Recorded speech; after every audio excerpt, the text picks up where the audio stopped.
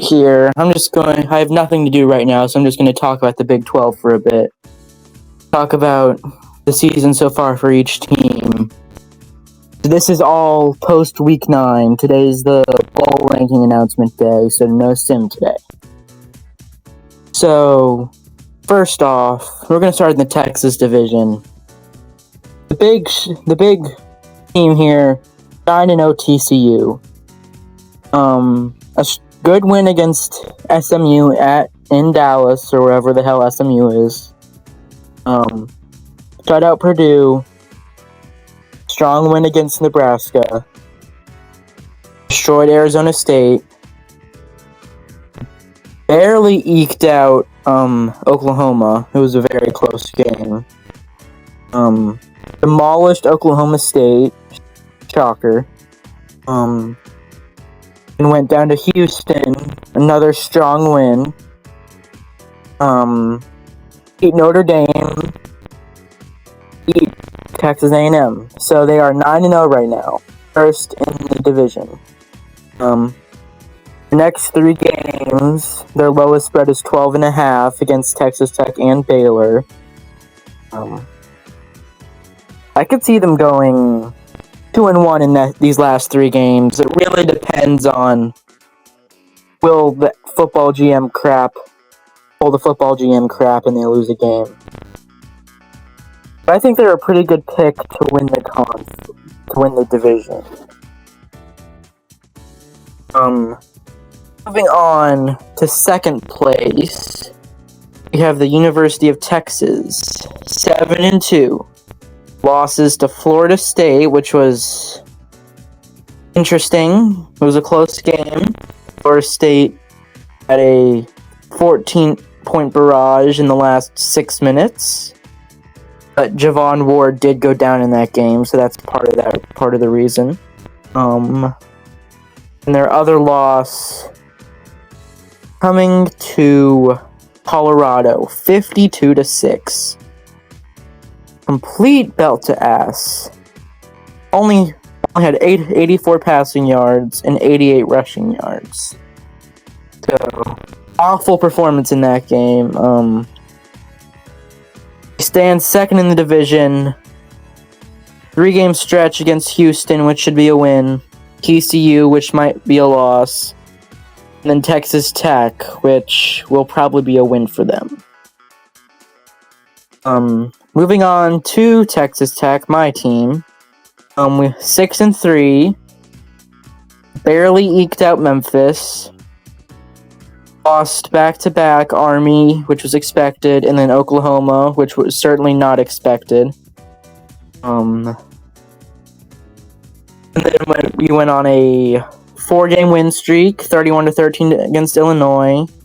Again, another team that Oklahoma State just did not show up against. Somehow beat Tulsa by 28. I was shocked. Beat Baylor by 16. Lost to Utah State, which was expected. And then demolished University of Houston, which was expected. We are bowl eligible, so we shall see how that ends up. Next 3, TCU, A&M, and Texas. If we lose to Texas A&M, I do not know what I did wrong. TCU and Texas can both very easily be losses. There might be something that I could do to win, but it'll be rough. Moving on, everything else is downhill for the division. A&M is 3-6. Wins coming against Washington, Iowa, and North Texas, all lower echelon teams. Not very good. They need to win out to go bowling. They should beat Houston. They should lose to us. They should lose to Tech. We'll see how that ends up. And then against Baylor will certainly be an interesting game to see how that turns out in Baylor.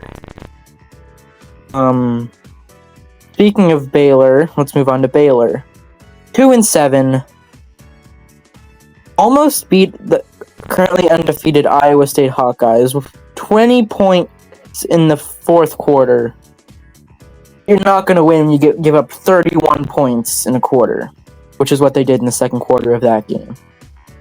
So, that was not a good performance by them whatsoever. They tried to make it interesting, but they just couldn't pull it out. Wins coming against Oklahoma State and Arizona. Almost beat UCLA. It's the 46-yard field goal in the final seconds that would have tied the game, but alas, they did not.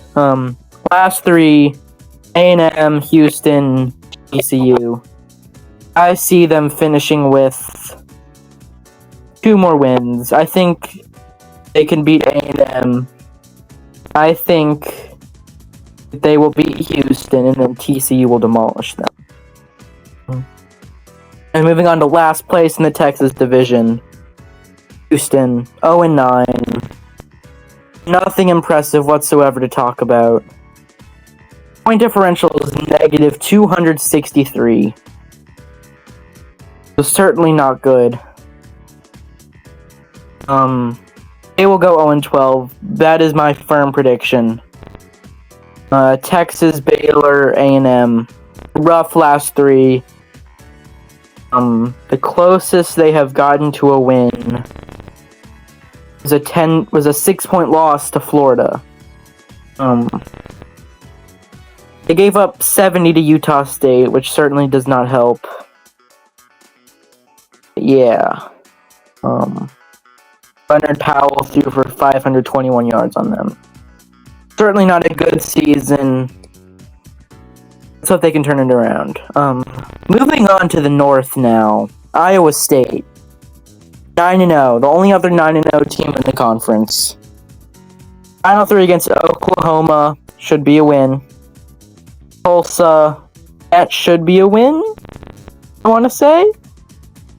And then Colorado, which will likely be for the division, it seems, in Iowa State, so they are slightly favored.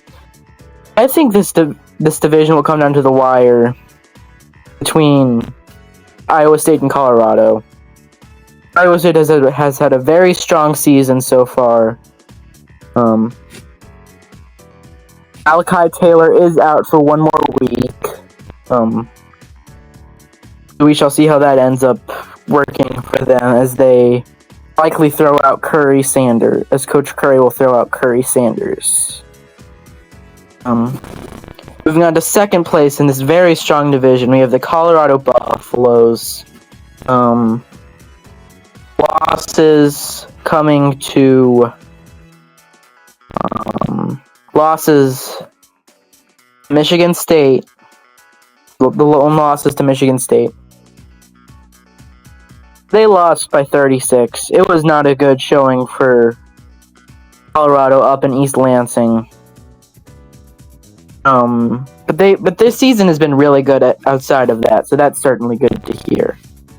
Moving on to third place, the Tulsa, not the Tulsa. 6-3. Losses to Indiana, Tech, and Oklahoma. They beat Yale 86-0. They had 477 passing yards and 233 rushing yards. 86-0. Yale was dead from the get-go. They missed a field goal, and that was really it. Yale punter punted 7 times, average of 51.7, which is good to see for them. At least that was a good moment for them. Yeah. So that Tulsa should get a decent bowl game. I could easily see them losing out, going 6-6. I could see them winning 1 game. It likely won't beat Colorado or Iowa State.